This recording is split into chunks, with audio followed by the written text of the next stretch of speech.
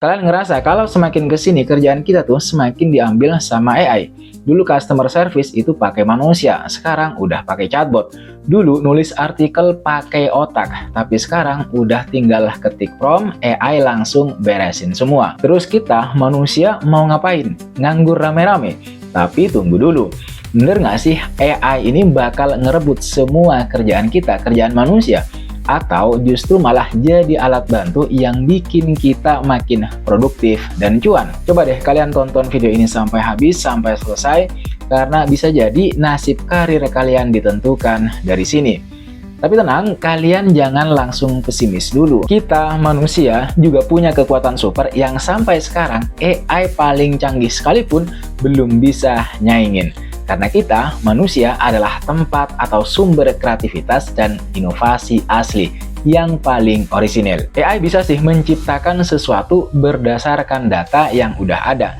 Tapi ide orisinal yang bener-bener baru, out of the box, yang nggak kepikiran sebelumnya, itu masih ranahnya manusia. Jadi manusia yang punya, yang bisa ngeluarin. Bikin konsep kampanye marketing yang unik misalnya, bikin karya seni yang nyentuh jiwa, nemuin solusi masalah yang belum pernah ada sebelumnya, itu juga kita punya, kita jagonya.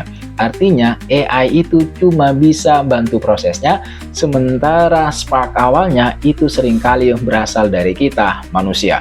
Jadi sebenarnya sampai di titik ini saja, belum ada teknologi secanggih apapun yang bisa mengalahkan manusia sebagai sumber kreativitas, yang bisa mengalahkan kita. Apalagi manusia, kita ini punya yang namanya kecerdasan emosional. Ini penting banget. Ngertiin perasaan orang lain, kemudian berempati, ngebangun hubungan baik sesama rekan kerja atau klien misalnya, motivasi tim atau negosiasi yang butuh rasa, AI belum, bahkan tidak bakalan bisa. AI nggak punya perasaan, nggak bisa bener-bener ngertiin konteks sosial atau nuansa emosi manusia. Coba bayangin bos kamu misalnya diganti sama AI, terus kamu curhat masalah pribadi, dijawabnya pakai template. Kan nggak enak banget gitu, kaku banget kayak robot. Nggak usah ke sana, hari ini itu udah banyak kerjaan di mana kalian mendapat telepon tagihan air misalnya atau tagihan biaya bulanan wifi, di mana panggilan tersebut itu dilakukan menggunakan bantuan AI. Suaranya udah suara Google, suara robot, suara yang udah diprogram.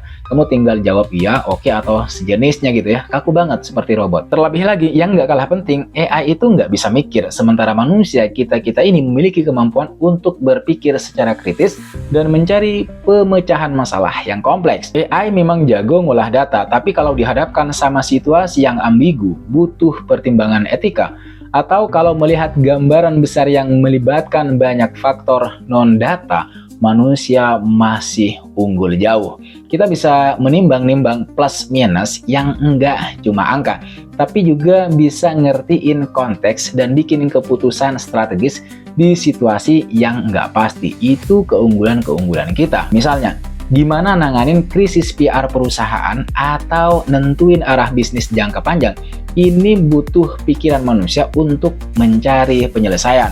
Itulah kenapa manusia tetap dibutuhkan di dunia kerja. Apalagi dunia kerja itu dinamis banget, berubah terus.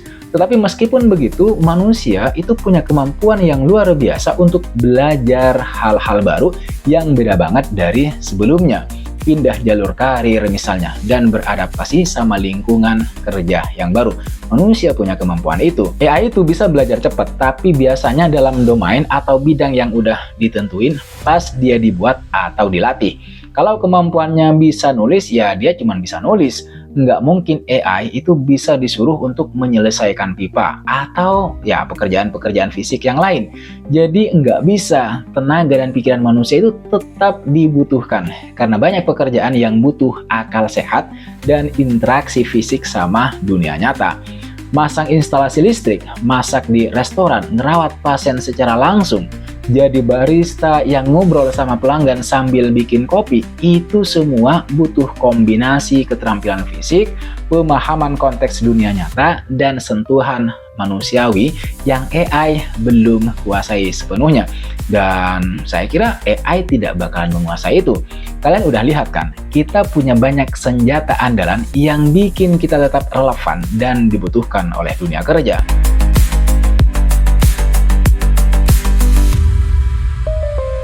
Tapi memang AI dan manusia itu punya kelebihan dan kelemahannya masing-masing. Tapi ini sebenarnya bukan pertarungan. Sangat tidak pas kalau framingnya AI versus manusia. Ini bukan pertandingan tinju yang cuma ada satu pemenang. Yang lebih mungkin terjadi di 2025 dan seterusnya adalah kolaborasi. Coba bayangin gini, AI itu jadi kayak asisten superpower atau copilot kita. Dia ngerjain tugas-tugas yang repetitif, butuh kecepatan atau ngolah data besar. Biar kita manusianya itu bisa fokus ke hal-hal yang butuh kreativitas, butuh empati, dan kemudian butuh pemikiran kritis tadi. Contohnya gimana? Misalnya, AI itu membantu menganalisis data pasar dan perilaku konsumen. Terus tim marketing itu pakai insight yang udah didapatkan itu buat bikin strategi kampanye yang kreatif dan personal. AI membantu riset cepat, bikin draft awal atau kasih ide. Terus penulisnya yang moles, kemudian ngasih gaya bahasa unik, nambahin cerita personal, dan cek fakta. Chatbot AI itu nanganin pertanyaan umum dan simple, menjadi agen, sementara manusia itu bisa fokus ke masalah-masalah pelanggan yang lebih kompleks dan butuh empati. AI itu membantu menganalisis hasil lab atau gambar medis buat deteksi awal misalnya. Tapi diagnosis akhir dan rencana perawatan itu tetap ditentukan oleh dokter dengan pertimbangan-pertimbangan kondisi pasien secara menyeluruh. Keren kan? Kalau gini ceritanya, AI itu justru bisa bikin kerjaan kita menjadi lebih efisien, lebih menarik, dan kita bisa fokus ke value unik yang cuma bisa dikasih oleh kita sebagai manusia. AI nggak bisa ngasih. Jadi bukan digantiin, tapi kerjaan kita yang nanti berevolusi. Terus gimana dong gambaran dunia kerja di 2025 ini? Sebagian itu udah kita lihat bagaimana sebenarnya gambarannya, tapi belum utuh karena 2025 ini masih berjalan. Tapi setidaknya begini, di 2025 ini beberapa pekerjaan itu sudah dan bakal berkurang, terutama kerjaan-kerjaan yang sangat repetitif. Jujur aja, pekerjaan yang sifatnya sangat rutin, mudah diprediksi, dan nggak butuh banyak interaksi manusia, atau keputusan-keputusan kompleks, kemungkinan besar bakal banyak digantikan atau ya diotomatisasi menggunakan jasa AI. Dan itu udah banyak terjadi di dunia kerja. Seperti misalnya entry data manual tingkat dasar, kasir di beberapa toko atau di beberapa sektor, atau telemarketing script kaku. Kemudian banyak pekerjaan bakal berubah atau butuh skill baru. Ini yang paling mungkin terjadi buat mayoritas orang saat ini, terutama di tahun 2025. Pekerjaan kita itu nggak hilang, tapi cara kerjanya aja yang berubah. Kita dituntut buat bisa berteman sama AI, pakai AI sebagai alat bantu. Jadi skill menggunakan AI itu bakal jadi penting banget apapun profesinya. Misalnya kayak sekarang di mana kita wajib bisa pakai komputer atau internet lah, minimal begitu. Tidak hanya itu, pekerjaan baru juga sudah muncul terutama yang fokus ke AI. Seperti misalnya profesi-profesi baru yang dulu nggak ada. Misalnya AI trainer, prompt engineer, AI ethicist, atau AI system manager. Jadi intinya 2025 ini bukan akhir dari manusia di dunia kerja, tapi lebih ke babak baru yang menuntut kita buat lebih cerdas, lebih adaptif, dan lebih manusia. Udah kebayang kan kira-kira arahnya kemana? Terus kita sebagai individu, sebagai manusia harus ngapain biar nggak kalah atau ketinggalan kereta, ketinggalan zaman? Tenang, nggak usah panik. Ini beberapa tips santai yang bisa kita lakuin mulai sekarang. Jangan takut, tapi jadilah penasaran. Anggap AI itu bukan ancaman, tapi tools baru yang menarik. Coba deh main-main sama AI tools yang ada, banyak kok yang gratis.